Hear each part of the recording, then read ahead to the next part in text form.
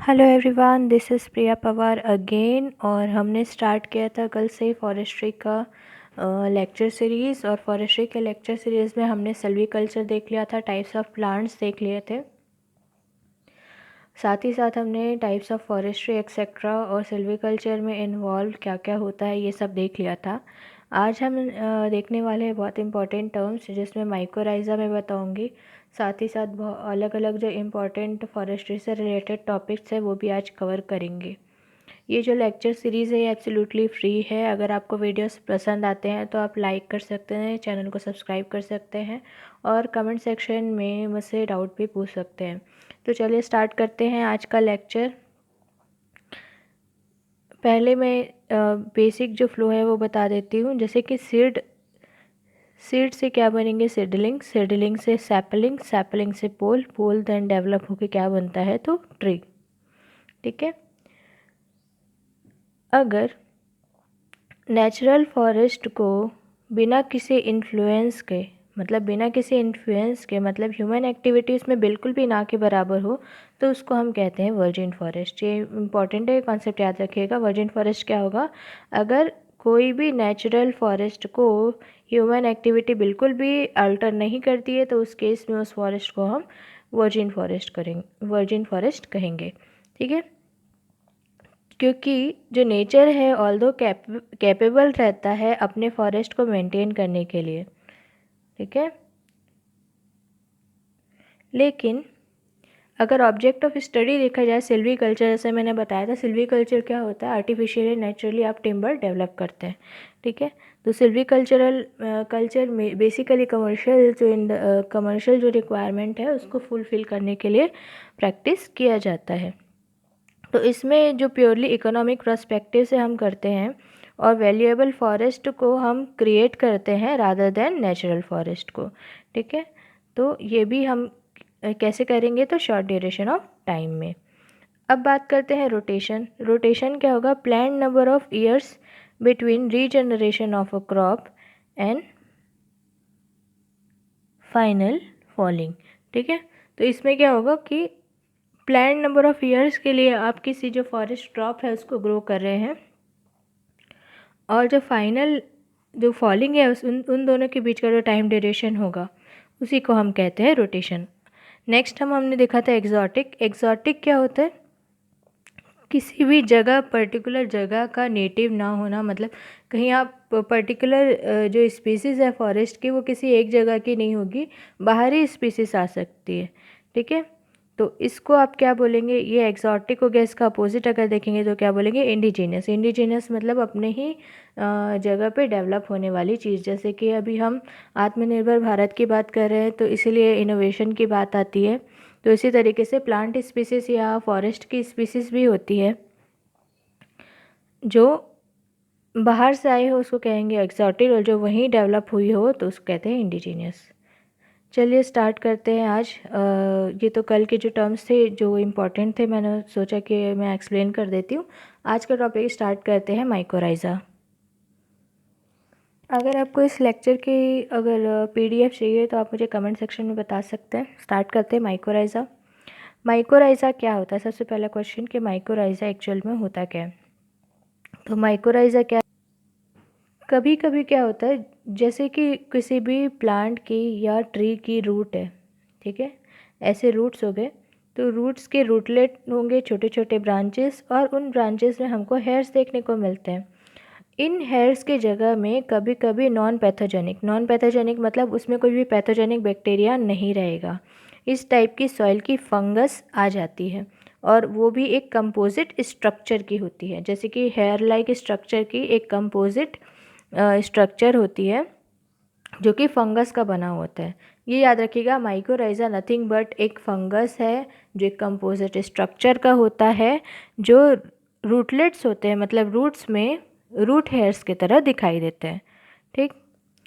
अब इसको देखते हैं कि ये माइकोराइज़ा किस किस टाइप का होता है। देखिए, तीन टाइप के होते हैं बेसिकली माइकोराइज़ा।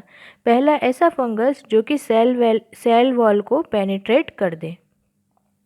आपको पता है प्लांट्स में क्या होती है, सेल वॉल होती है जो कि सेल्यूलोज से बनी होती है। तो ऐसा फंगस जो कि सेल वॉल को पेनिट्रेट कर दे उसको हम कहेंगे एंडोट्रॉफिक माइकोराइजा। और ऐसा फंगस जो सेल वॉल को पेनिट्रेट ना करे या भेद के अंदर ना जाए उसको कहते हैं एक्टोट्रॉपिक। और ये दोनों का ही कॉम्बिनेशन को हम कहते हैं एक्टेंडोट्रॉपिक। तो कितने टाइप के हमने माइकोराइजा देखिए, एक्टोट्रॉपिक जो कि सेल वॉल को ब्रेक नहीं करेगा या पेनिट्रेट नहीं करेगा, दूसरा है एंडोट्रॉपिक जो कि सेल वॉल को पेनिट्रेट करेगा, और तीसरा है एक्टेंडोट्रॉपिक जो कि दोनों का कॉम्बिनेशन होता है। ठीक है, हमने देख लिया माइकोराइजा क्या है, उसका टाइप क्या है। अब देखते हैं ये मिलता कहाँ है। तो किस में मिलता है, सबसे पहली बात देखें तो दो टाइप के प्लांट्स मिलेगा। पहला मिलेगा यूकेलिप्टस और दूसरा मिलेगा साल। ठीक है, साल जो सोरिया रोबस्टा है जो कि हमारे जो छत्तीसगढ़ राज्य है उसका राजकीय वृक्ष है। ठीक है, और बस्तर को साल वनों का द्वीप कहा जाता है। ठीक है, ऐसी करके टर्म्स आप कलेक्ट कर सकते हैं कि साल से रिलेटेड आपने क्या देखा, माइकोराइजा। ठीक है, ये इंडिया में मिलता है। साथ ही साथ अगर साल की बात करें तो एमपी सीजी दोनों जगह पे ये टाइप के या सोरिया रोबस्टा ट्री मिलते हैं। अब बात करते हैं कि माइकोराइजा का इम्पोर्टेंस क्या है। पहला इम्पोर्टेंस, ये नाइट्रोजन को फिक्स करता है। ठीक है, तो नाइट्रोजन फिक्स करेगा कहाँ से, तो ह्यूमस जो रहती है सॉइल में उससे ये नाइट्रोजन को फिक्स करता है। ह्यूमस इज़ नथिंग बट जो सॉइल रहती है, सॉइल में कुछ माइक्रो ऑर्गेनिजम्स रहते हैं, वहाँ से ये क्या करेगा, ह्यूमस को फिक्स करेगा। ठीक है, अब सेकेंड इम्पॉर्टेंस ये है कि ये मिनरल्स को एब्जॉर्ब करने में मदद करता है, जैसे कि फॉस्फोरस, कैल्शियम, आयरन, ये सारे जो सॉइल में प्रेजेंट है इनको एब्जॉर्ब करने का काम करता है। और सॉइल के मॉइस्चर को एब्जॉर्ब करेगा, सॉइल में मॉइस्चर एब्जॉर्ब करने का काम करेगा जैसे ही ये सरफेस एरिया बढ़ाता है। ठीक है, सरफेस एरिया को बढ़ा करके ये मॉइस्चर को एब्जॉर्ब करेगा सॉइल से। अब देख लेते हैं माइकोराइज़ा दो तरीके से अकर हो सकते हैं, नेचुरली भी हो सकते हैं जैसे कि इंडिया में होता है, जैसे मैंने बताया था इंडिया में कहाँ कहाँ, एक तो एमपी में हमने देखिए साल, एमपी और सीजी में साल वृक्ष। ठीक है, आर्टिफिशियली भी देखा जाए तो एक्जॉटिक स्पीसीज़ के लिए बहुत इम्पॉर्टेंट होते हैं। अब इम्पॉर्टेंट एक और टॉपिक आता है, यह है लाइग्नोट्यूबर्स। क्या है, लाइग्नोट्यूबर्स। तो लाइग्नोट्यूबर्स क्या होते हैं, अंडरग्राउंड जो स्वेलिंग होना यूकेलिप्टस में। ठीक है, अंडरग्राउंड स्वेलिंग, ठीक है, होना यूकेलिप्टस में, या मॉडिफिकेशन ऑफ स्टेम का ये एक टाइप है। याद रखिएगा, मॉडिफिकेशन ऑफ स्टेम या तना जिसे आप कहते हैं, उसका मॉडिफाई हो जाना, परिवर्तित हो जाना। साथ ही ये किस में देखने को मिलेगा, तो आपको यूकेलिप्टस जिसको आप नीलगिरी भी कहते हैं हिंदी में, उसमें देखने को मिलता है। ठीक है, क्यों होता है ये होता है फूड स्टोरेज के कारण। याद रखना, लिग्नोट्यूबर्स मॉडिफिकेशन ऑफ स्टेम है, तने का परिवर्तित हो जाना पाया जाता है नीलगिरी में। नीलगिरी का जो पौधा होता है उसमें क्यों होता है, तो फूड स्टोर करने के लिए, खाना स्टोर करने के लिए। ठीक है, साथ ही रीजनरेशन के लिए। अब इसके होने का कारण, रीजनरेशन के कारण ये भी है कि कई बार जब आप टी को कट कर देते हैं, पेड़ को काटते हैं, तो उसका तना जैसे आपने काटा तो साइड में से एक बर्ड निकलता है, बर्ड मतलब एक कली जैसी निकलेगी, और साथ ही साथ बाद में फिर से वो ट्री ग्रो होने लग जाता है। तो ये रीजनरेशन का एक टाइप है जो लिग्नोट्यूबर्स जैसे ही होती है मॉडिफिकेशन ऑफ स्टेम, तो वैसे प्लांट्स में या वैसे ट्रीज़ में आपको देखने को मिलेगा। नेक्स्ट टॉपिक हम जो देखने वाले हैं वो है रूट नोड्यूल्स। जैसे कि आप सब जानते हैं नाइट्रोजन फिक्सेशन राइजोबियम बचपन से पढ़ते आ रहे हैं। अब इसमें बेसिक कॉन्सेप्ट देखते हैं कि क्या क्या इन्वॉल्व होता है और क्या क्या मिसकंसेप्शन है जो आज तक हम समझते आ रहे हैं। तो सबसे पहले रूट नोड्यूल्स होते क्या हैं। रूट नोड्यूल्स स्मॉल नोड्यूल्स, जैसे कि रूट्स हुए है ना, रूट्स में ऐसे पी लाइक स्ट्रक्चर होता है जिसको हम रूट नोड्यूल्स कहते हैं। क्या होगा, नोड्यूल्स होंगे रूट में, जो कि कुछ कुछ प्लांट्स में पाए जाते हैं जिसमें राइजोबियम टाइप का बैक्टीरिया मिलता है, वो भी लार्ज नंबर्स में।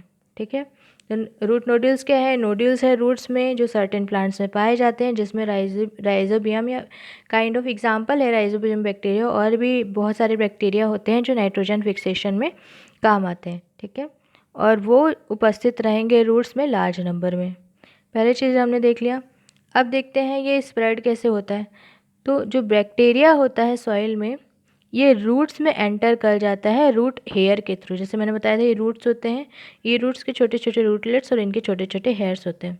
तो इस हेयर के थ्रू ही बैक्टीरिया एंटर कर जाता है रूट में, और ये इनर कॉर्टेक्स तक पहुंच जाता है। ये सब टर्म्स आपको जब प्लांट आप पढ़ेंगे उसमें आपको मिल जाएगा, इनर कॉर्टेक्स एक्सेट्रा, और एक्टिव सेल डिवीजन में पार्टिसिपेट करता है। ठीक है, एक्टिव सेल डिवीजन में पार्टिसिपेट करेगा और इसी तरीके से नोड्यूल बनते हैं। समझ आया आपको नोड्यूल क्या होता है, कैसे बनेगा? तो बैक्टीरिया जैसे ही रूट्स में एंटर करेगा, सेल डिवीजन स्टार्ट होगी, स्प्रेड होना शुरू होगा और नोड बन जाएगा। अब इम्पॉर्टेंट कॉन्सेप्ट है सिम्बायोसिस। सिम्बायोसिस याद रखिएगा, इसका मतलब होता है बेनिफिशियरी टू बोथ, मतलब both the parties get benefited. ये याद रखिएगा, जो भी दो स्पीसीज उसमें इन्वॉल्व रहेगी, दोनों को जब बेनिफिट मिलता है उस कंडीशन को हम कहते हैं सिम्बायोसिस। पहला, जो प्लांट है जिसमें बैक्टीरिया प्रेजेंट है वो क्या करेगा? बैक्टीरिया को कार्बोहाइड्रेट प्रोवाइड करेगा, मतलब फूड प्रोवाइड करेगा। सिमिलरली जो बैक्टीरिया नोड्यूल में है, याद रखिएगा बैक्टीरिया नोड्यूल में रहता है, वो सॉइल से नाइट्रोजन फिक्स नहीं करता है। ठीक है, नोड्यूल में जाकर के वो नाइट्रोजन फिक्स करता है। एटमॉस्फेरिक नाइट्रोजन को फिक्स कैसे करेगा? नाइट्रेट और अमोनिया में बदल के। आपको पता है नाइट्रेट मतलब NO3 2- आयन और अमोनिया मतलब NH3। ठीक है, इस तरीके से, या NH4+, इस तरीके से ये दो नाइट्रेट और अमोनियम आयन बनाएगा और एटमॉस्फेरिक नाइट्रोजन को फिक्स करेगा। नेक्स्ट जो इम्पोर्टेंट टर्म है वो है एनुअल रिंग्स, जिससे हम कहते हैं कि हम एज ऑफ ट्री कैलकुलेट कर सकते हैं। तो अगर प्लांट्स की ग्रोथ की बात करें तो कभी भी यूनिफॉर्म नहीं होती है। कभी ऐसे समय आता है जब रैपिड या जल्दी जल्दी ग्रोथ होती है, कभी कभी ऐसा भी समय आता है जब ग्रोथ बहुत स्लो डाउन हो जाती है। इसीलिए डिफरेंस ऑफ वुड फॉर्म, जो वुड बनेंगे अलग अलग समय में वो अलग अलग होते हैं अगर 2 पीरियड्स की बात करें। इसलिए एनुअल रिंग्स हमको देखने को मिलती है ट्रीज में। ठीक है, तो एज ऑफ ट्री आप कैसे निकालोगे, चलो देखते हैं। अब एज ऑफ ट्री आपको निकालनी है जब वो ट्री गिरने वाला हो या डेड होने वाला हो। तो उस समय हम देखते हैं नंबर ऑफ़ रिंग्स उसमें कितने बने हैं उसके स्टम्प में। साथ ही सेकंड चीज़ हम देखेंगे नंबर ऑफ़ ईयर्स उसको लगे to grow to the stump height. Stump height मतलब अब उससे आगे वो नहीं बढ़ पाएगा, तो नंबर ऑफ़ ईयर्स प्लांट को लगे उतने हाइट तक पहुंचने के लिए, और नंबर ऑफ़ रिंग्स उसके जो स्टम्प तक जितने बने हैं वो दोनों को अगर प्लस कर देंगे तो एज ऑफ ट्री हमको पता लग जाती है जब वो ट्री डेड होने वाला है या गिरने वाला है। अब अनदर इम्पॉर्टेंट कॉन्सेप्ट है, अगर कोई ट्री है ना, तो आपको पता है ये होगा उसका डायामीटर, ये पूरा इसका डायामीटर होता है। तो इस डायामीटर को कौन कौन से फैक्टर अफेक्ट करते हैं ये हम देखते हैं। पहला है साइज़ ऑफ द ट्री। अगर ट्री का साइज़ छोटा है तो उसका डायामीटर भी क्या होगा? छोटा होगा, इस तरीके से। ठीक है, इसका डायामीटर भी छोटा होगा। सेकंड होगा डेंसिटी। अगर डेंस फॉरेस्ट में है तो जो डायामीटर है उसकी ग्रोथ कम होगी। जैसे पता है कि अगर आपको पर यूनिट एरिया में ट्रीज़ है ऐसे दूर दूर है तो इनको ग्रोथ ज़्यादा मिलेगी। ठीक है, सनलाइट ज़्यादा मिलेगी, तो इस तरीके से इनका जो डायामीटर है वो भी बड़ा रहेगा।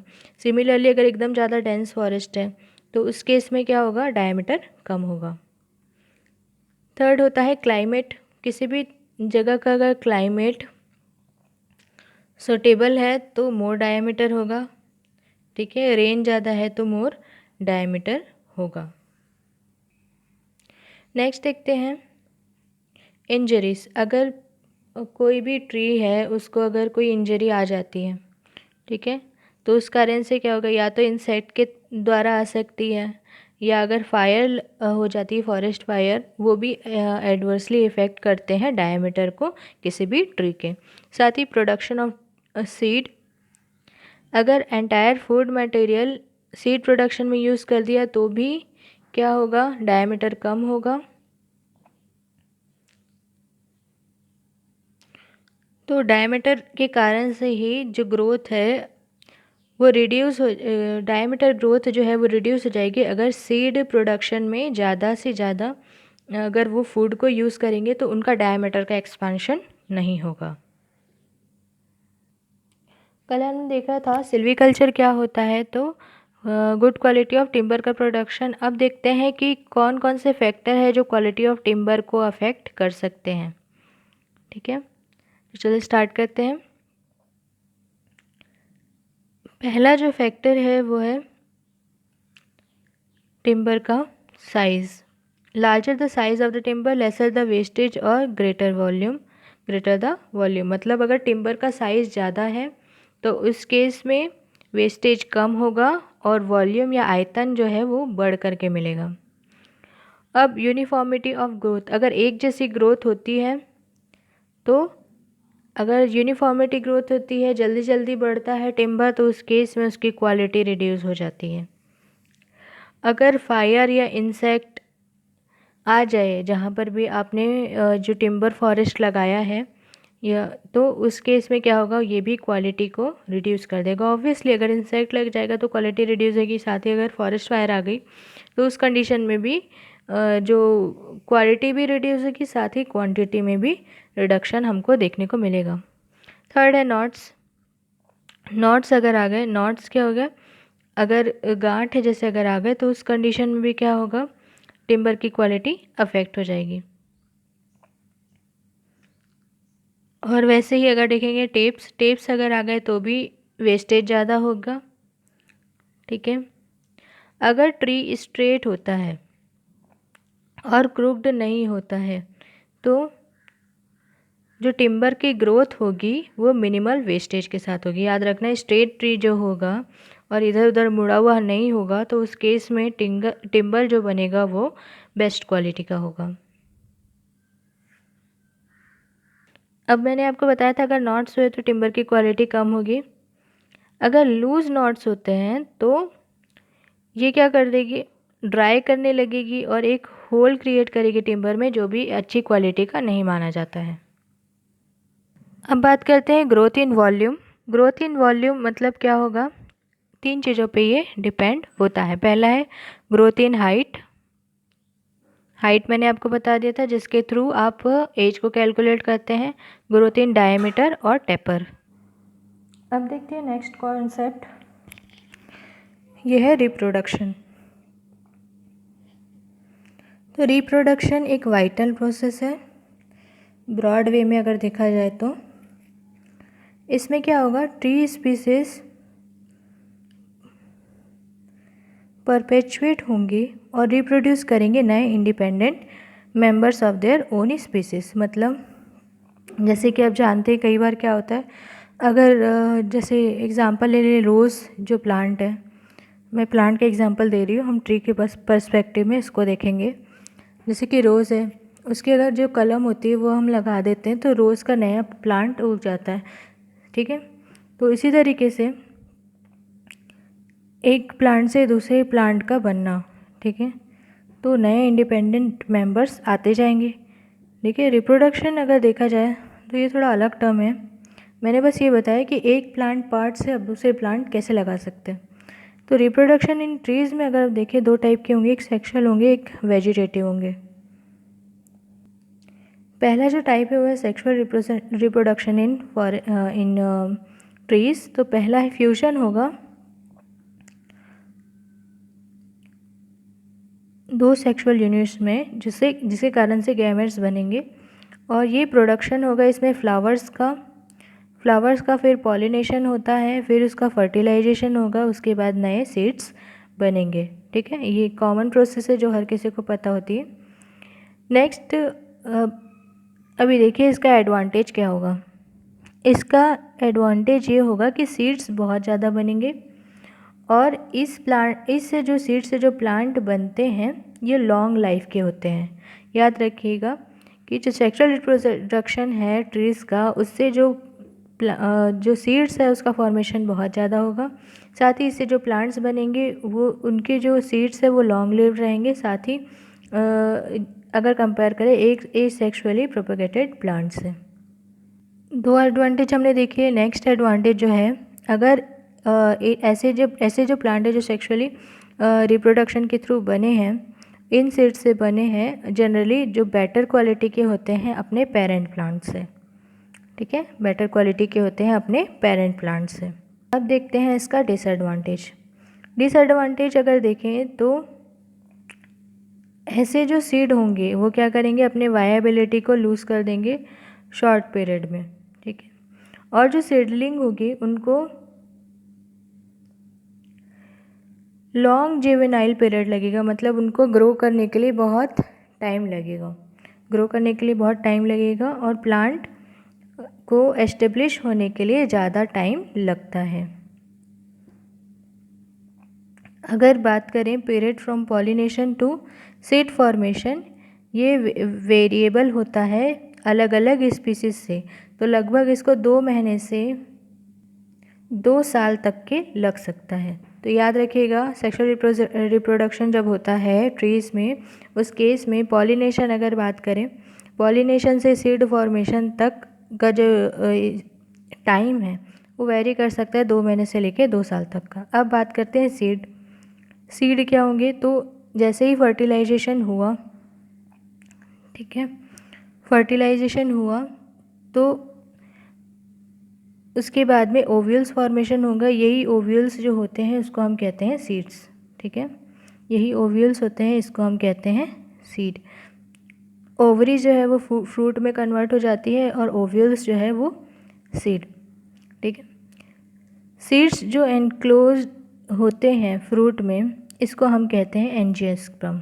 याद रखिएगा, एंजियोस्पर्म क्या होता है, नथिंग बट सीड जो एनक्लोज होंगे फ्रूट में या फ्लावरिंग प्लांट कहते हैं हमको। सेकंड देखते हैं ओपन नेकल, सीड जो फ्रूट के अंदर नहीं होंगे। याद रखिएगा, एंजियोस्पर्म और जिम्नोस्पर्म, ये 2 चीज़ें आपको याद रखना है। एंजियोस्पर्म मतलब ऐसा सीड जो फ्रूट से एनक्लोज्ड हो या फ्रूट से कवर्ड हो। ठीक है, फल से घिरा हुआ जो बीज होगा उसको कहेंगे एंजियोस्पर्म, और जो सीड है जो फल से घिरा हुआ नहीं है उसको कहेंगे जिम्नोस्पर्म। ठीक है, मैं बहुत डिटेल में आपको समझा रही हूँ ये सब कॉन्सेप्ट। आप एक बार इसको वीडियोस को देखें और नेक्स्ट टाइम जब आप रिवाइज़ करेंगे नोट से तो आपको पूरा क्लियर हो जाएगा, आपको कुछ भी फॉलो करने की ज़रूरत नहीं है। और कोशिश करिए कि अगर जब आप MCQ सॉल्व करते हैं उससे पहले आपकी थ्योरी क्लियर हो, क्योंकि डायरेक्टली अगर आप MCQ सॉल्व करेंगे तो आपको वैसे भी डिप्रेशन टाइप लगेगा कि अरे ये भी नहीं आता, ये भी नहीं आता। उससे अच्छा आप पहले सीख लीजिए, उसके बाद MCQ सॉल्व करिए। अपोजिट जो अप्रोच है वो तब काम आती है जब हाफ ऑफ द स्टडी आप कर चुके होते हैं। तो पहले आप अपना बेसिक्स क्लियर करिए, थ्योरी स्ट्रॉन्ग करिए, उसके बाद ही MCQ सॉल्व करना स्टार्ट करिए। यही जो बेसिक स्ट्रेटजी होती है वो होती है MCQs लगाने की। तो इसलिए पहले आप अपनी स्टडी पे ज़्यादा फोकस करें। नेक्स्ट अगर देखा जाए तो वो है फ्लावरिंग। फ्लावरिंग में अगर देखें हम, जो सिक ट्रीज़ होते हैं या जो बीमार ट्रीज़ होते हैं वो आखिरी समय आते तक ज़्यादा जो फ्लावर्स हैं वो प्रोड्यूस करते हैं एट द एंड। अगर एक्सटर्नल फैक्टर देखें तो टेम्परेचर हो गया, लाइट हो गया, ये सारे फ्लावरिंग को इंक्रीज़ करते हैं। इंटरनल फैक्टर की अगर बात करें, स्पेशल हार्मोन्स होते हैं या फ्लोरेंस होते हैं जो कि फ्लावरिंग में हेल्प करते हैं, जैसे कि presence of high concentration of carbohydrate, ये भी क्या करेगा, फ्लावरिंग को इंक्रीज़ करेगा। अगर आपको कोई क्वेश्चन आता है कि फ्लावरिंग को इंक्रीज़ करने में क्या काम आएगा, तो फ्लावरिंग को इंक्रीज़ करने के लिए एक्सटर्नल फैक्टर्स में टेम्परेचर और लाइट काम आएगी और इंटरनल फैक्टर में कार्बोहाइड्रेट्स काम आएंगे। नेक्स्ट करते हैं पॉलिनेशन। पॉलिनेशन आपको पता है, जो पराग होता है उसका एक जगह से दूसरी जगह पर लेकर जाना, ये बेसिकली जो फ्लाइज होते हैं एक्सेट्रा, उनके द्वारा किया जाता है। तो सबसे पहले देखिए, बैट्स इसको ले जा सकते हैं पॉलिनेशन, साथ ही इंसेक्ट ले जा सकते हैं, ठीक है। इंसेक्ट एंटोफिलीज, ये याद रखें, एंटोफिलीज। साथ ही बर्ड्स जिसको ऑर्निथोफिली कहते हैं, ठीक है। बर्ड्स को क्या कहेंगे, ऑर्निथोफिली, और विंड्स को कहेंगे एनिमोफिली। याद रखिएगा, एनिमो अगर किसके सामने लगा है तो उसका मतलब होता है विंड। जैसे कि आपको पता है एनिमो मैनोमीटर किस लिए यूज़ होता है, वेवलेंथ या आपको विंड का स्पीड के लिए यूज़ होता है एनिमो मैनोमीटर। तो इसलिए एनिमो वर्ड लगा है तो क्या है ये, विंड। बर्ड्स के लिए याद रखिएगा, अगर बर्ड्स की स्टडी होगी तो ऑर्निथोलॉजी कहते हैं। अगर ये पॉलिनेशन से रिलेटेड है तो इसको कहेंगे ऑर्निथोफिली। फिली अगर कहीं लगा है, इस वर्ड का मतलब होता है लविंग, ठीक है। याद रखिएगा, फिली मतलब होता है लविंग। तो ornithophily is use for pollination by birds, ठीक है। और इंसेक्ट के लिए तो एंटीमोफिली। इंसेक्ट के लिए हमेशा कौन सा वर्ड यूज होगा, एंटीमो। एंटीमोफिली मतलब पॉलिनेशन बाय इंसेक्ट्स। फिर उसके बाद आ गया बैट्स। बैट्स के लिए कोई वर्ड नहीं है। तो 4 तरीके के जो स्पीसीज है वो इन्वॉल्व है, बैट्स इन्वॉल्व है, इंसेक्ट, बर्ड्स एंड विंड। इनके थ्रू क्या होता है, पॉलिनेशन होता है, मतलब पराग का एक जगह से दूसरी जगह जाना, जो कि सेक्सुअल रिप्रोडक्शन का एक पार्ट है ट्रीज़ में। अब फ्लावर्स हमने देख लिया, कैसे फ्लावरिंग इंक्रीज हो सकती है, डिक्रीज हो सकती है, क्या क्या फैक्टर्स अफेक्ट करेंगे, साथ ही पॉलिनेशन भी देख लिया। अब देखते हैं फ्लावर्स के टाइप। पहला होता है बाइसेक्सुअल, दूसरा होता है यूनिसेक्सुअल, ठीक है। बाइसेक्सुअल एंड यूनिसेक्सुअल, ये सब हम ऑलरेडी 10th एंड 12th में पढ़ चुके हैं, और ये बहुत बेसिक कॉन्सेप्ट आपको पता भी होगा। Both the sexes present in one flower, that is स्टेमन and pistil, ठीक है। स्टेमन और पिस्टिल एक ही में प्रेजेंट रहेगा। जैसे कि ये यूनिसेक्सुअल का या यूनिसेक्सुअल का एग्जांपल है, एंथर और फिलामेंट होगा, ये पूरा क्या है, स्टेमन का पार्ट है। और दूसरा जो बाइसेक्सुअल होगा, जैसे इसमें स्टिग्मा दिख रहे हैं, ये स्टिग्मा है अपर पार्ट, देन ये स्टाइल, और उसके बाद ये है ओवरी जिसमें ओव्यूल्स आपको मिलेंगे। यही ओव्यूल्स सीड बनते हैं और ये ओवरी फ्रूट बनती है मैच्योरिटी में, ठीक है। ये है पिस्टिल, ये पूरा पार्ट है pistil, stigma, style and ovary. अब देखिए फ्लावर के पार्ट्स देख लेते हैं। ये जो फ्लावर की पंखुड़ी होती है इसको हम कहते हैं पेटल, और ये जो पत्ती होती है स्मॉल या जो ग्रीन कलर का होता है फ्लावर के जस्ट नीचे, उसको हम कहते हैं सेपल। ये जो अंदर में आपको दिख रहा है इसको कहते हैं रिसेप्टिकल, और ये होता है पेडिकल, ठीक है। और ये जो स्ट्रक्चर ये प्लांट मॉर्फोलॉजी का है। यहाँ पर जो ये आपको दिख रहा है, ये जैसे मैंने आपको बताया था स्टिग्मा का पार्ट है, और ये जो पिस्टिल है उसका पार्ट है। अब बात करते हैं वेजिटेटिव रिप्रोडक्शन का। वेजिटेटिव रिप्रोडक्शन में क्या होगा, एक ऐसी टेक्निक है जिसमें आप कटिंग करेंगे, जैसे मैंने रोज़ का एग्जांपल दिया था, रोज़ प्लांट का कटिंग करेंगे, ग्राफ्टिंग करेंगे, ठीक है। और उसके बाद में कोपीस का यूज़ करेंगे इसको बनाने के लिए। अभी देखिए वेजिटेटिव पार्ट जो भी होगा प्लांट का, सीड को छोड़ करके, ठीक है। और जो पोर्शन है रूट का और शूट का या बड या स्टम्प, ये सारे यूज़ करके अगर हम प्लांट को वापस से रिप्रोड्यूस कर रहे हैं तो उसको कहेंगे वेजिटेटिव रिप्रोडक्शन, ठीक है। ट्री से जो है, ट्री का जो एडवांटेज अगर इसका देखें हम, ट्री से पेरेंट टाइप एक जैसा ही होगा। अगर बात करें प्लांट की तो उसमें कोई भी प्रोड्यूसिंग जो सीड्स है वो नहीं देखने को मिलेंगे, कोई भी प्रोड्यूसिंग सीड्स है वो नहीं देखने को मिलेंगे। यूजुअली इन प्लांट्स की हाइट जो होती है वो छोटी होती है, और ये हार्वेस्टिंग के काम आता है, साथ ही प्रूमिंग के काम में आता है। अब इम्पॉर्टेंट टर्म्स देख लेते हैं। पहला है फॉरेस्ट। फॉरेस्ट क्या होगा, एक प्लांट कम्युनिटी होती है जो कि प्रीडोमिनेटिंग होती है, तो फॉरेस्ट क्या है? एक प्लांट कम्युनिटी है जो कि प्रीडोमिनेटिंग होती है, जिसमें प्रीडोमिनेटली जो ट्रीज़ होती है उनकी बहुतायत देखने को मिलेगी और अदर वुडी वेजिटेशन भी देखने को मिलेगा एक क्लोज्ड कैनोपी में।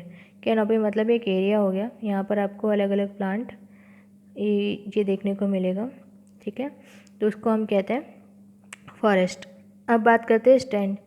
स्टैंड क्या है? एक एग्रीगेशन है ट्री का जो कि स्पेसिफिक एरिया में प्रेजेंट रहते हैं, ठीक है। इसको हम कहते हैं इनका जो कॉम्बिनेशन होगा या कंपोजिशन होगा वो यूनिफॉर्म होगा और एक ही स्पीसीज़ के ट्री हमको मिलेंगे और उनका एज, अरेंजमेंट और कंडीशन जो है इसी को ही हम यूनिट ऑफ सिल्वीकल्चर कहते हैं, ठीक है। यूनिट ऑफ सिल्वीकल्चर क्या होता है? तो होता है स्टैंड। स्टैंड क्या होगा? एक टाइप के स्पीसीज़ के ट्रीज़ मिलेंगे स्पेसिफिक एरिया में और यूनिफॉर्म कंपोजिशन में। अब बात करते हैं यील्ड, जिसको हम हिंदी में कहते हैं उपज। तो यील्ड जैसे कि आपको पता है, एनुअली किसी भी चीज़ का या जब वो मैच्योर हो जाते हैं एनुअली, अगर किसी चीज़ का, जैसे हार्वेस्ट कहते हैं हम जब क्रॉप का अगर उपज लेते हैं, तो यील्ड किसका बोलेंगे? अगर फॉरेस्ट मटेरियल है जो एनुअली जितना भी उसका यील्ड हो रहा है, अगर आप कमर्शियल देख रहे हैं या नेचुरल देख रहे हैं, तो उसको हम कहते हैं पीरियोडिकली में यील्ड। अब बात करते हैं हाई फॉरेस्ट की। क्रॉप ऑफ ट्रीज जो सीड से ओरिजिनेट होंगे उसको कहेंगे high forest.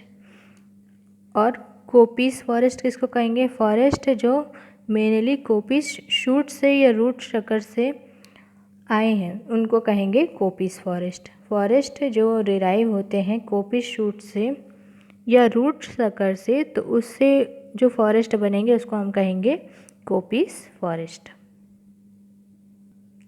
Next important term है सिलेक्शन फॉरेस्ट। सिलेक्शन फॉरेस्ट वो होते हैं अनइवन एज जो क्रॉप की होती है, अनइवन एज होती है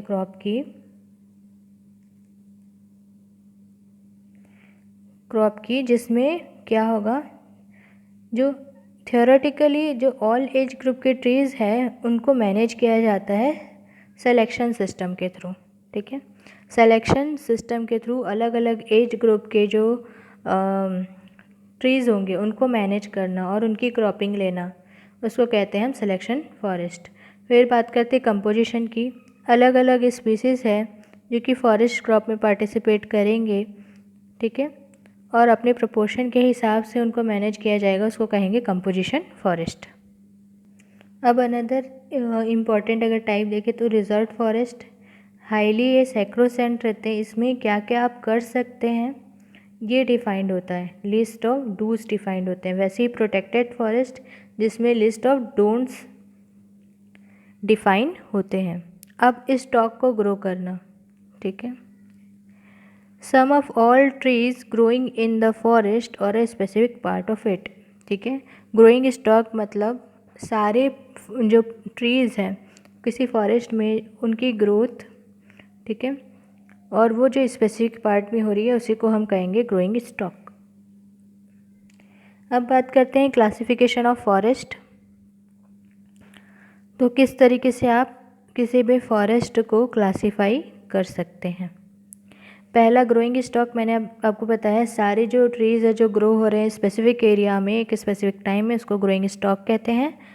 तो ग्रोइंग स्टॉक के हिसाब से नॉर्मल हो सकता है या एबनॉर्मल हो सकता है। ग्रोइंग स्टॉक के हिसाब से नॉर्मल और एबनॉर्मल, ठीक है। फिर ऑब्जेक्ट ऑफ मैनेजमेंट के हिसाब से देखें तो रिक्रिएशनल फॉरेस्ट हो सकते हैं, फ्यूल फॉरेस्ट हो सकते हैं, प्रोडक्शन और नेचुरल फॉरेस्ट हो सकते हैं, साथ ही फार्म फॉरेस्ट हो सकते हैं। ये सब मैं पहले बता चुकी हूँ आपको। तो ऑब्जेक्ट ऑफ मैनेजमेंट मैनेज कौन कर रहा है उसके हिसाब से या किस टाइप के ट्रीज है उसके हिसाब से देखें तो कौन कौन सा होगा, रिक्रिएशनल, फ्यूल, प्रोडक्शन और नेचुरल, प्रोडक्शन और नेशनल, साथ ही फार्म फॉरेस्ट। ये हो गए आपके ऑब्जेक्ट ऑफ मैनेजमेंट के हिसाब से। अब देखते हैं कंपोजिशन के हिसाब से। कंपोजिशन की अगर बात करें तो मिक्स्ड हो सकते हैं या प्योर हो सकते हैं। मिक्स्ड हुए मतलब इन्फीरियर ऑक्सिलरी क्वालिटी के होंगे, साथ ही अगर मिक्स्ड में ही देखें तो प्रिंसिपल भी हो सकते हैं और एसेसरी भी हो सकते हैं, ठीक है। अब एज के हिसाब से देखें तो अनइवन एज ग्रुप के अगर अलग अलग ट्रीज़ लगे हैं तो अनइवन एज ग्रुप के इरेगुलर और इवन एज ग्रुप के रेगुलर। ठीक है। अब मेथड ऑफ रीजनरेशन के हिसाब से मैंने रीजनरेशन बताया था, तो कोपीज फॉरेस्ट और हाई फॉरेस्ट इस तरीके से डिवाइड हो सकते हैं। आप क्लासिफिकेशन का चार्ट बना करके इसको याद करिए, आपको याद हो जाएगा within 2 to 3 minutes. Next type जो है वो ओनरशिप और लीगल स्टेटस के हिसाब से है। जैसे कि कोई फॉरेस्ट किसी पंचायत के अधीन आ रहा है या उसके जो जुरिस्डिक्शन है उसके अंदर आ रहा है तो क्या आ जाएगा, पंचायत फॉरेस्ट। दूसरा आएगा कम्युनल फॉरेस्ट। अब स्टेट फॉरेस्ट के अंतर्गत ही आते हैं रिजर्व, प्रोटेक्टेड और विलेज फॉरेस्ट। ठीक है। लीगल स्टेटस या ओनरशिप की बात करें स्टेट के अंतर्गत आएंगे तो रिजर्व, प्रोटेक्टेड और विलेज फॉरेस्ट। वैसे ही जैसे कि आपको पता है स्टेट मतलब एक पर्टिकुलर रीजन, और जैसे कि हमारे छत्तीसगढ़ में भी देखा जाए तो मिश्रित वन उनकी संख्या सबसे ज़्यादा है। अगर एरिया वाइज देखें तो 43.13% है। और इस हिसाब से बाकी भी डेटा आप देख सकते हैं जो कि 2017 की जो forest state of forest report आई थी उसके हिसाब से अपडेट हुआ है। अब बात करते हैं नॉर्मल फॉरेस्ट। नॉर्मल फॉरेस्ट ये बेंच मार्क फॉरेस्ट होते हैं।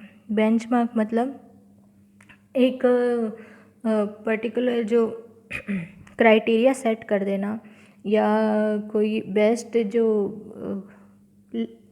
मार्क है वो सेट कर देना, उसको कहते हैं बेंच मार्क। ठीक है। तो ये स्टैंडर्ड जो कंपैरिजन होगा उसको शो करेगा। ऐसा फॉरेस्ट जो ऐसी साइट पे हो जिसका ऑब्जेक्ट ऑफ मैनेजमेंट आइडियल हो, और पहले चीज़ उसका ग्रोइंग स्टॉक, उसका एज का क्लासिफिकेशन और डिस्ट्रीब्यूशन इंक्रीमेंट और एनुअल रिमूवल ऑफ प्रोड्यूस के हिसाब से और इक्वल जो होगा इंक्रीमेंट में उस हिसाब से अगर जिसको हम बांटेंगे उसको हम कहते हैं नॉर्मल फॉरेस्ट। और नॉर्मल फॉरेस्ट जो होंगे वो इस तरीके से उनकी उपज होगी कि वो जो फ्यूचर यील्ड है उनको अफेक्ट नहीं करेंगे। अब बात करते हैं एबनॉर्मल फॉरेस्ट की। एबनॉर्मल फॉरेस्ट क्या होगा? एबनॉर्मल फॉरेस्ट में अगर कंपेयर करें हम तो इसकी एक्सेप्टेबल स्टैंडर्ड होंगे, मतलब quality of material growing stock की डेफिसिट हो सकती है या कम हो सकती है या एक्सेस में ग्रोथ हो सकती है। और इसका रिलेटिव अगर प्रोपोर्शन देखें एज के हिसाब से या साइज़ के हिसाब से ये भी डिफेक्टिव हो सकता है। अब अनदर इम्पॉर्टेंट कॉन्सेप्ट आता है क्राउन का डिफ्रेंसिएशन। देखिए क्राउन ऐसा होता है। क्राउन मैंने कल भी आपको क्राउन के बारे में बताया था, उसका क्लासिफिकेशन बताया था। आप सारे लेक्चर्स को सीरीज़ वाइज देखेंगे तो आपको हर एक टर्म बहुत अच्छे से समझ में आएगा, क्योंकि पॉसिबल नहीं हो पाता बार बार उन टर्म्स को एक्सप्लेन करना, क्योंकि ये जो टर्म्स है या ये जो कीवर्ड्स है कहीं ना कहीं ध्यान में रहें तो आपको आगे समझने में मदद मिलती है। बहुत वास्ट आपका जो सिलेबस है वो है और हमको विदिन 7 to 8 डेज़ इसको कवर करना है, तो मैं मैक्सिमम टॉपिक हर दिन कवर करूँगी। आपकी रिस्पॉन्सिबिलिटी बनती है अब लेक्चर को पूरा देखिए और घर जाके एमसीक्यूज सॉल्व करें। एमसीक्यूज अगर आपको नहीं मिलते तो मैं अपलोड कर दूँगी। तो सबसे पहले देखते हैं क्राउन डिफ्रेंसिएशन। क्राउन डिफ्रेंसिएशन अगर इवन एज्ड ट्रीज़ होते हैं तो उसमें देखने को मिलेगा। तो पहला डोमिनेंट ट्रीज़ देखा जाएगा, तो प्री डोमिनेंट ट्रीज़ जो कि टॉलेस्ट ट्री होंगे और को डोमिनेंट ट्रीज स्लाइटली इनसे शॉर्टर होंगे। ठीक है। 5/6 प्री डोमिनेंट ट्री के ये पाए जाएंगे। साथ ही डोमिनेंट ट्रीज किसको कहेंगे? ट्री जो कि अपर मोस्ट लीफ कैनोपी में पाए जाएंगे और उनकी लीडिंग शूट जो लीडिंग होगी वो शूट फ्री रहेगी। साथ ही डोमिनेटेड ट्रीज़ मतलब डोमिनेंट वो होता है जो ऊपर होगा, ये जो जिसके जो लीडर होगा, ये याद रखिए। और डोमिनेटेड कौन होगा? जो उसके अंडर काम करेंगे या उससे नीचे होंगे। वैसे ही ट्रीज़ में भी होगा, डोमिनेंट ट्रीज़ वो होंगे जिनकी जो टॉलेस्ट होंगे। साथ ही उनके को डोमिनेंट कौन होंगे? जिनकी हाइट उनसे थोड़ी कम है, जो 5/6 द पोर्शन है उसको कवर करेंगे। साथ ही डोमिनेटेड ट्रीज़ कौन से होंगे? जो उनसे छोटे होंगे। ठीक है। Do not form part of upper most leaf. Upper most leaf canopy का पार्ट नहीं होते हैं। जैसे कि आप डेंस फॉरेस्ट की बात करें, देखो कुछ ट्रीज जैसे शॉर्ट होंगे, कुछ ऐसे लॉन्ग होंगे। तो ये वाले डोमिनेटेड होगा, ये कौन से होंगे डोमिनेंट, और ये वाले कौन से होंगे कोडोमिनेंट। ठीक है, तो इस तरीके से याद रखिएगा।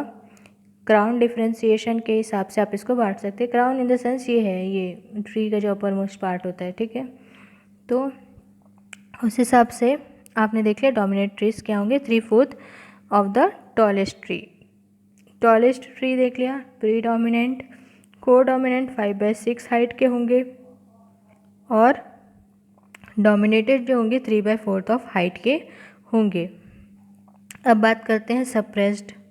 सप्रेस्ड से आपको ऐसे ही पता चल रहा है कि ये थोड़े से क्या होंगे, उनसे डोमिनेटेड ट्री से भी छोटे होंगे। मतलब ये हाफ जो है प्री डोमिनेटेड ट्रीज़ है, उनकी हाइट इनको मिलती है और ओवरलैप हो जाते हैं या ओवरटेप्ड हो जाते हैं ये नेबर ट्रीज से। अब बात करते हैं कैनोपी की डेंसिटी के। कैनोपी डेंसिटी अगर 1 होती है तो ये फॉरेस्ट क्या होगा, क्लोज्ड होगा। ठीक है, क्लोज्ड फॉरेस्ट होगा, बहुत ही ज़्यादा क्लोजली जो ट्रीज़ है एक दूसरे के साथ में या यूनिट एरिया में ज़्यादा से ज़्यादा ट्रीज़ का होना। अगर 1 से 0.75 से 1 तक रहती है तो इसको हम डेंस फॉरेस्ट बोलते हैं। ठीक है, और 0.5 से अगर कम रहता है तो इसको ओपन फॉरेस्ट बोलते हैं, और थिन बोलेंगे 0.5 से 0.75 तक की डेंसिटी होने पर। ये इंपॉर्टेंट कॉन्सेप्ट है, याद रखिएगा। अगर मान लीजिए स्टेटमेंट में आ गया कि आपको क्लासीफाई करना है किसी भी फॉरेस्ट को, क्लोज्ड है, ओपन है, थिन है, तो उसमें क्या इन्वॉल्व होता है, तो उसमें डेंसिटी, कैनोपी की डेंसिटी इन्वॉल्व होती है। कैनोपी मतलब ये जो पर्टिकुलर एरिया है इसमें ट्रीज़ देखिए ऐसे भी हो सकते हैं, साथ ही ऐसे भी हो सकते हैं। तो इस तरीके से डेंसिटी के हिसाब से आप डिवाइड करते हैं। तो क्लोज्ड होगा जिसका डेंसिटी 1 है, 0.75 से 1 तक डेंस फॉरेस्ट होगा। थिन होगा 0.5 से 0.75 तक, और 0.5 से अगर कम होता है तो ओपन फॉरेस्ट होगा। अब बात करते हैं कैनोपी क्लासेस। अनइवन एज्ड अगर ट्रीज़ है तो उसके लिए कैनोपी की क्लासेस क्या क्या होंगी। क्लासेस इन द सेंस हम देख रहे हैं क्लासिफिकेशन। ठीक है, टॉप कैनोपी या ओवरवुड। टॉप कैनोपी जैसे कि लंबी लंबी ट्रीज़ हुए। ठीक है, यहाँ पर जो ओवरवुडेड ट्री हमको मिलेंगे। साथ ही मिडिल कैनोपी जो मिडिल स्टोरी में मिलेंगे यहाँ बीच में। साथ ही लोअर कैनोपी जो एकदम छोटे रहेंगे। अंडरग्रोथ या लो कैनोपी और ग्राउंड कवर या ग्राउंड वेजिटेशन। इस तरीके से हमको जो अनइवन एज ट्रीज़ है उनकी क्लासिफिकेशन मिल गई। अब बात करते हैं क्रॉप डेंसिटी। क्रॉप डेंसिटी अगर मान लीजिए क्रॉप की डेंसिटी ग्रेटर देन 1 होती है तो उसको हम कहते हैं ओवर स्टॉक्ड, स्टॉक से ज़्यादा। ठीक है, अगर क्रॉप की डेंसिटी 1 से कम रही तो वो इनकम्प्लीट है, और इक्वल टू 1 रही तो फुल है या कंप्लीट होगा। क्रॉप डेंसिटी क्या होती है, volume per unit area of a forest. Volume per unit area in a yield table, ये आइडियल डेफिनेशन है। इसको अगर आप देखें, volume per unit area in yield table, ये आइडियल डेफिनेशन है। अगर आपको लिखने के लिए आता है कि क्रॉप डेंसिटी क्या होती है, volume per unit area of a forest in case of forest की बात करें हम। अगर क्रॉप के लिए आता है तो आप क्रॉप के लिए लिख सकते हैं। अब बात करते हैं फॉरेस्ट ऑफ लोकेलिटी। किसी भी जगह का अगर जो फैक्टर्स है लोकेलिटी, उससे क्या क्या इफ़ेक्ट पड़ता है। तो सबसे पहले मतलब जहाँ पर भी ट्रीज़ की ग्रोथ हो रही है, फॉरेस्ट है, वहाँ पर जो लोकेलिटी का असर क्या पड़ता है, तो उसमें क्या क्या फैक्टर्स होंगे। ठीक है, पहला होगा क्लाइमेट, दूसरा होगा बायोटिक फैक्टर, तीसरा होगा एडेफिक फैक्टर, और फोर्थ होगा टोपोग्राफिक फैक्टर। ठीक है, सबसे पहले देखते हैं क्लाइमेटिक फैक्टर। अब क्लाइमेट जो है वो किस किस चीज़ से मिल कर के बना है, तो देखिए पता है, जैसे कि wind, moisture, temperature, light and solar radiation. ठीक है, wind, moisture, temperature, light and solar radiation. अब आता है टोपोग्राफिक। टोपोग्राफिक जैसे कि एस्पेक्ट ऑफ एक्सपोजर, स्लोप कैसा है वहाँ का, एल्टीट्यूड कैसा है मतलब हाइट कैसी है, कॉन्फ़िगरेशन ऑफ लैंड सरफेस, जो ज़मीन है उसका सरफेस कैसा है, ये सब बताता है topographic factor. Edaphic is related to soil, तो ये मैं आपको बाद में अच्छे से एक्सप्लेन करूँगी जब इन्वायरमेंट पढ़ाऊँगी कि एडेफिक क्या होता है। एडेफिक से रिलेटेड और भी टर्म्स है जो कि मोस्ट इम्पॉर्टेंट है, आप इन्वायरमेंट में इसको डिटेल में पढ़ेंगे। फिर उसके बाद आता है बायोटिक फैक्टर। बायोटिक फैक्टर में इन्फ्लुएंस ऑफ मैन, जो ह्यूमन इंटरफेरेंस होता है उसके कारण से, influence of wild animals, biotic factor में आगे इन्फ्लुएंस ऑफ इंसेक्ट और इन्फ्लुएंस ऑफ प्लांट्स, ये सब बायोटिक होते हैं। प्लांट्स भी लिविंग है, इंसेक्ट, एनिमल्स, मैन, ये सब लिविंग है, तो इनका फैक्टर पड़ेगा।